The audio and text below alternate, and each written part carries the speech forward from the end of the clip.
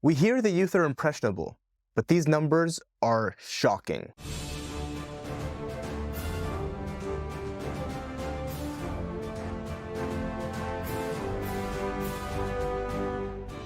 Welcome back to Forgotten Country. I'm your guest host, Mohammed, aka That Muslim Guy. And today, let's talk about the LGBT influence on Gen Z. Statistically speaking, according to Gallup, approximately 7.2% of adults in the United States identify with the LGBT community. However, within Gen Z, that number jumps up to 20%. Over 20% identify as other than heterosexual. In other words, part of the LGBT community. Another study showed that in 2015, approximately 11% of the youth identified as other than heterosexual, or in other words, homosexual. But by 2021, that number skyrocketed to 26%. Some have argued that the figures have always been this high, but in the past, people would just hide their true identities due to the stigma in the past around homosexuality. Now we live in a time whereby the LGBT community is accepted, and therefore more people are coming out and living their true selves. However, the numbers do show a discrepancy. If so many people have always been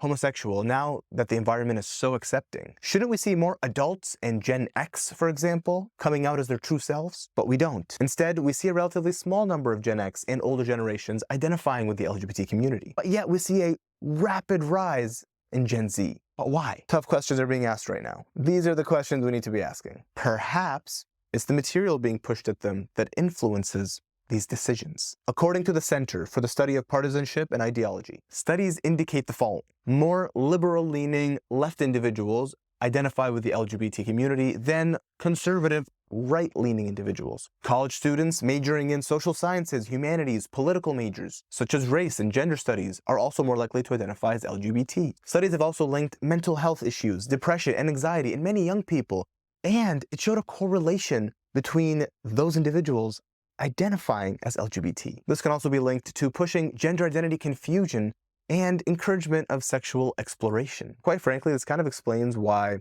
some polls show that the majority of the LGBT community identifies as bisexual. And the fact that any questioning of the gender binary can automatically just classify you as non-heterosexual and therefore part of the LGBT community. It's like getting an automatic membership. Another interesting question we can ask is this: if homosexuality has always been normal, and such a significant portion of the population has always been homosexual, how could it possibly have been suppressed throughout human history, for all the years in human history? If 1 in 4 people, 25% of the population, were a certain way, wouldn't that convince you that that was actually normal? How could it have taken human societies so long to realize this? Furthermore, the entire gender ideology. Think about this.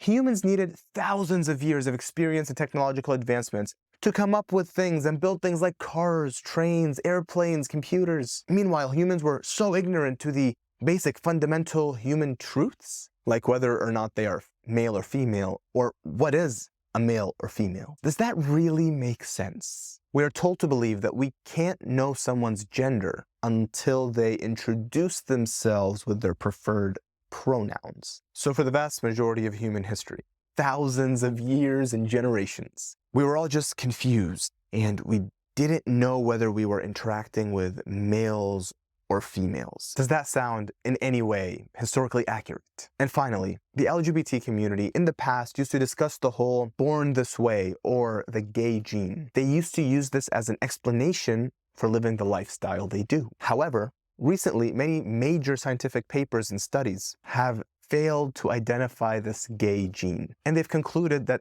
they cannot conclude if it really exists and if it is in fact biological, which now leads to the whole bravery and hero culture, whereby the moment you come out as LGBT, you are praised, not only accepted, praised, labeled as brave and courageous for living your truth. And this creates an environment that's very appealing to attention-seeking individuals. The reality is, all of the above factors have influenced the younger generations. They have influenced their decision-making process. The question becomes, are these all simply correlations, or is there some causation?